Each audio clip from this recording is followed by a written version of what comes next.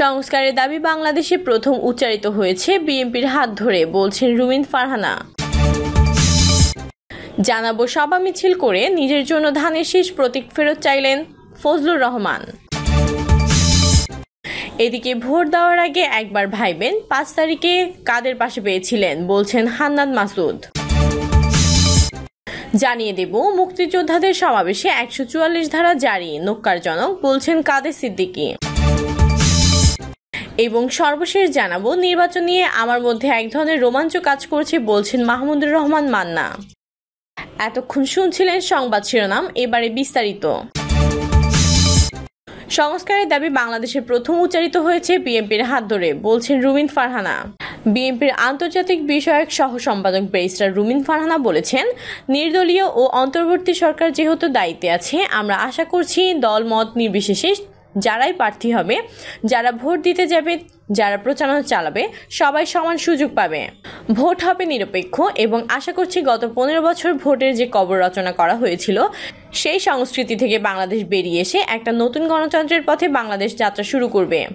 এই সময় তিনি আরও বলেন, সংস্কারের দাবি বাংলাদেশের প্রথম উচ্চারিত হয়েছে বিএনপির হাত ধরে।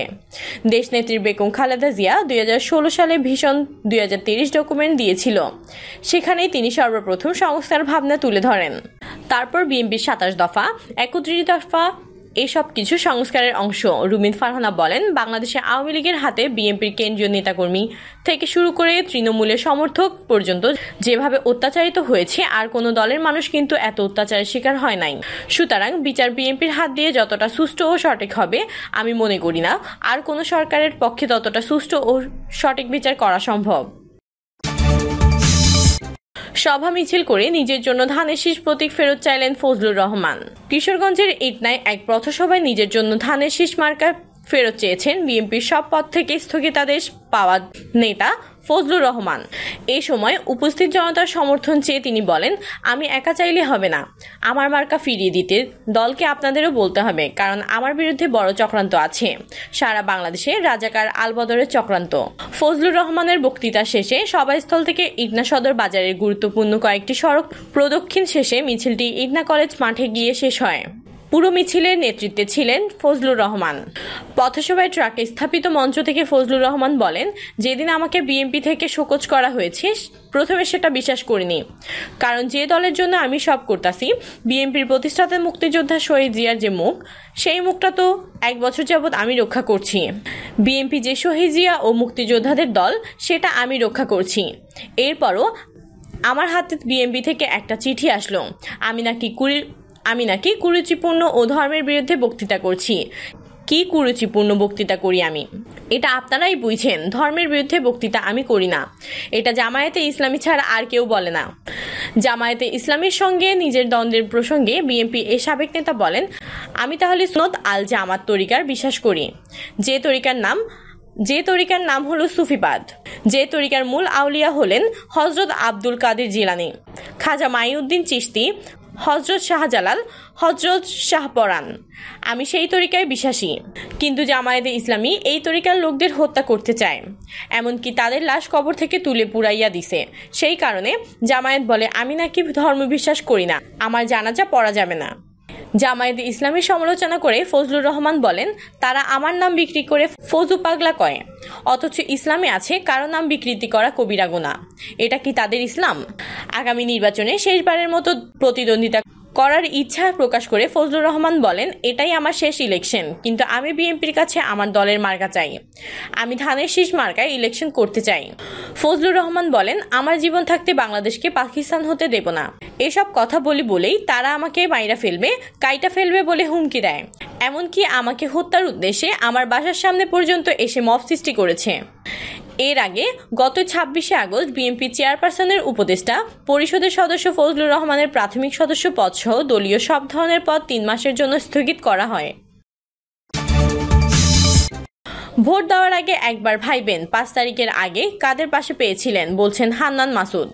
জাতীয় নাগরিক পার্টির জ্যেষ্ঠ যুগ্ম মুখ্য সমন্বয়ক আব্দুল হান্নান মাসুদ বলেন, ভোট দেওয়ার আগে একবার ভাইবেন 5 তারিখের আগে কাদের আপনারা চিনতেন, কাদের পাশে পেয়েছিলেন, কারা আপনাদের দুঃসময়ের পাশে দাঁড়াতে গিয়ে মাইর খেয়েছে, জেল খেটেছে। মঙ্গলবার দুপুরে নিজের ভেরিফাইড ফেসবুক আইডিতে দেওয়া এক পোস্টে তিনি একথা লেখেন। ফেসবুক পোস্টে তিনি লেখেন, ভাবুন তারপর ভোটটা দিয়েন। 5 তারিখের আগে যারা লুকিয়েছিল, শিক্ষার্থীরা যত নির্যাতিত হচ্ছিল, ছাত্রলীগ কর্তৃক তখন যারা ছাত্রলীগেরই মিছিলে যেত, তাদের ভোট দেওয়ার আগে আরেকবার ভাবুন, অতটা অপরিণামদর্শী হইয়েন না। তিনি লেখেন, ডাকসু নিয়ে এটাই আমার প্রথম এবং শেষ পোস্ট। ধন্যবাদ। মুক্তিযোদ্ধাদের সমাবেশে 144 ধারা জারি ন্যক্কারজনক, বলছেন কাদের সিদ্দিকী। কৃষক শ্রমিক জনতা লীগের প্রতিষ্ঠাতা সভাপতি বঙ্গবীর কাদের সিদ্দিকী পীর উত্তম বলেছেন, আমি অবাক হয়েছি। মুক্তিযোদ্ধাদের একটি সমাবেশে 144 ধারা জারি করতে হয়, এটা তো এক রেকর্ড হয়ে রইল। মুক্তিযোদ্ধারা একত্র হবেন, তাদের সভা বন্ধ করে দেওয়া হলো 144 ধারা জারি করে। এটা খুবই ন্যক্কারজনক ঘটনা। কাদের সিদ্দিকী বলেন, আমার মরার ভয় নেই, আমি চাই দেশের শৃঙ্খলা থাকুক। যেদিন আমরা রাস্তায় নামবো, সেদিন লাঠি নয়, বন্দুকও কিছু করতে পারবে না। আমরা খারাপ সময় পার করছি। যে আশা ও ভরসা নিয়ে যৌবনে মুক্তিযুদ্ধ করেছিলাম, আজ সেই আশা ও ভরসা ধূলিসাৎ হতে চলেছে।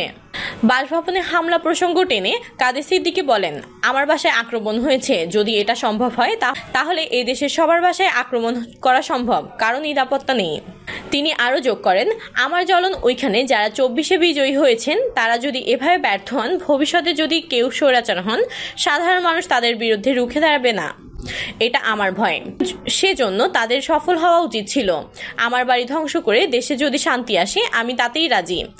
এখন আমার বয়স 80 বছর, চাইলে এখনো চলে যেতে পারবো, তাতেই খুশি হব। কাদের সিদ্দিকের বাসভবনে হামলা ও ভাঙচুরের ঘটনার প্রতিবাদে মুক্তিযোদ্ধারা বিকেলে মিছিল করার প্রস্তুতি নিলেও পুলিশের উপস্থিতির কারণে তা স্থগিত করেন। পুলিশের প্রতি সম্মান দেখিয়ে মুক্তিযোদ্ধারা বাড়ির নিচতলায় সমাবেশ করেন। নির্বাচন নিয়ে আমার মধ্যে এক ধরনের রোমাঞ্চ কাজ করছে, বলছেন মাহমুদুর রহমান মান্না। প্রায় 6 বছর পর ঢাকা বিশ্ববিদ্যালয় কেন্দ্রীয় ছাত্র সংসদ নির্বাচন অনুষ্ঠিত হতে যাচ্ছে আজ। এটা খুশির খবর। এই নির্বাচন প্রতি বছর হওয়ার কথা, কিন্তু 6 বছর যে নির্বাচন হতে পারেনি, তার জন্য আমি খুব বেশি কষ্ট পাই না, কারণ তখন ফ্যাসিস্টদের হাতে ক্ষমতা ছিল। এবারের নির্বাচন নিয়ে আমার মধ্যে এক ধরনের রোমাঞ্চ কাজ করছে।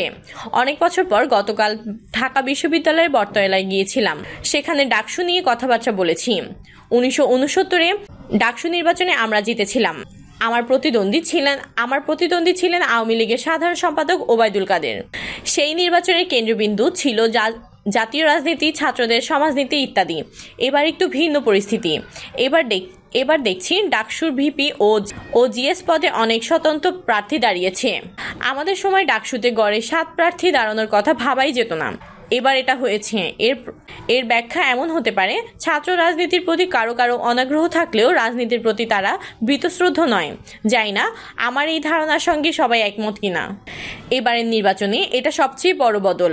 আগে ছাত্রদের মধ্যে অনেকের জাতীয় চরিত্র ছিল, সামাজিক চিত্র ছিল, কিন্তু এবারে ডাকসুতে এত বড় একটা জুলাই অভ্যুত্থানের পরও সেটা একরকম অনুপস্থিত। যদিও এই ছাত্ররা আন্দোলনে নেতৃত্ব দিয়েছে, সাহস করে এগিয়ে আছে, জীবন দিয়েছে, আন্দোলনে বিজয়ী হয়েছে। কোটা নিয়ে আন্দোলন শুরু করলেও তারা এর মধ্যে থাকেনি, জাতীয় দাবি সামনে এনেছে এবং তাতেও সফল হয়েছে। এমন আন্দোলনের পরও তারা বিরাজনীতিকরণ প্রক্রিয়ার মধ্যে পড়ে যাবে, এটা ভাবার বিষয়। ডাকসু নির্বাচনের সঙ্গে হল সংসদ নির্বাচনটা একই সঙ্গে হয়, কিন্তু জাতীয়তাবাদী ছাত্রদল তাদের হল কমিটিগুলো গঠন করতে গেল। তখন যে প্রতিবাদ দেখলাম, তাতে খুবই অবাক হলাম। হলে হলে প্যানেল দেব, আর হলে সংগঠন থাকবে না। গত 15 বছর যে অবস্থা চলেছে, তাতে তো হলে কোনো কাঠামো থাকার কথা নয়। সে কাঠামো পুনর্গঠন করতে হবে না, কিন্তু তার বিরুদ্ধে প্রতিবাদ হলো এবং তাকেই শেষ পর্যন্ত প্রশ্রয় দিয়েছে বিশ্ববিদ্যালয়ের কর্তৃপক্ষ। সেখান থেকে গলদটা তৈরি হলো বলা যায়। আমি শুধু এটুকু বলবো, তারুণ্য বা যৌবনের নিজস্ব ধর্ম আছে। সেই ধর্ম একটা দীর্ঘ সময় নিয়ে বদলায়। ইউরোপ আমেরিকায় প্রজন্ম থেকে প্রজন্ম নিয়ে গবেষণা হয়। এই জেনজি আবিষ্কার, এদের বৈশিষ্ট্য কি, কিভাবে তারা ঐক্য করে, কিভাবে তারা মত বা রায় দেয়, আমাদের এখানে সেভাবে জানার ব্যবস্থা নেই। প্রিয় দর্শক, এই ছিল সর্বশেষ সংবাদ। আপডেট সব সংবাদ পেতে চ্যানেলটি সাবস্ক্রাইব করে বেল আইকনটি ক্লিক করে রাখুন। কমেন্টে আপনার মতামত জানিয়ে আমাদের সাথেই থাকুন। ধন্যবাদ।